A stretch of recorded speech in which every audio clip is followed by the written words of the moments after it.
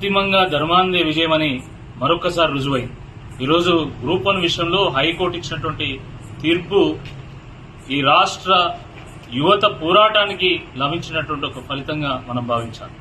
అదేవిధంగా గ్రూప్ 1 ఫలితాలు వెల్లడించిన దగ్గర నుండి నేటి వరకు విద్యార్థులకు వెన్నంటూ ఉంటూ వాళ్ళ పోరాటానికి అన్ని రకాల సహకారాలు వాదనలు వినిపించినటువంటి బీఆర్ఎస్ పార్టీలో ఒక నైతిక విజయంగా మనం భావించాం.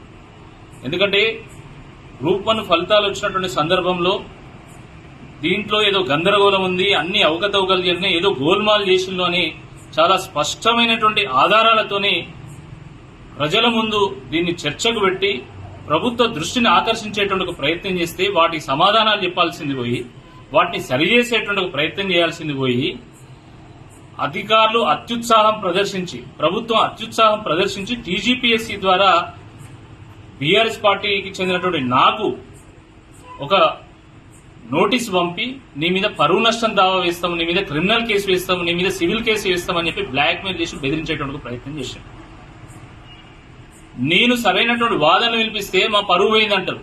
మరి ఇక్కడ టీజీపీఎస్సీకి సంబంధించిన గ్రూప్ 1 ఆస్పిరెంట్స్ యొక్క ప్రాణాలే పోతున్నాయి. దానికి సమాధానం చెప్పమంటే సమాధానం చెప్పరు.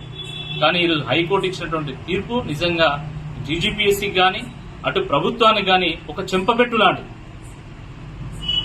మొదటి నుండి ఉద్యోగాల విషయంలో ముఖ్యంగా జియో 46, జియో 29 అదేవిధంగా గ్రూప్ 1 విషయంలో బీఆర్ఎస్ పార్టీ చేసినటువంటి అలుపేరుగాని పోరాటం, అన్యాయాన్ని ఎదిరించడంలో వారు బీఆర్ఎస్ పార్టీ చేసినటువంటి ఒక పోరాటము ఇది నిజంగా మరోలేంది.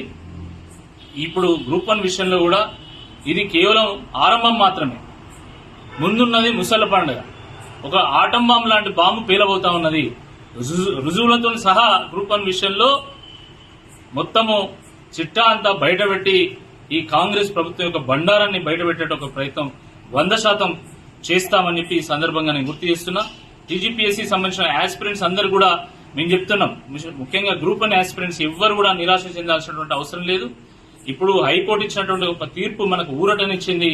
తప్పకుండా ఈ పరీక్ష రద్దవడం కానీ లేకపోతే రీవాల్యుయేషన్ కానీ తప్పకుండా జరుగుతుంది. దానికి బీఆర్ఎస్ పార్టీ కూడా మీకు వెన్నుదన్నుగా నిలుస్తుందని చెప్పి ఈ సందర్భంగా నేను గుర్తు చేస్తున్నాను.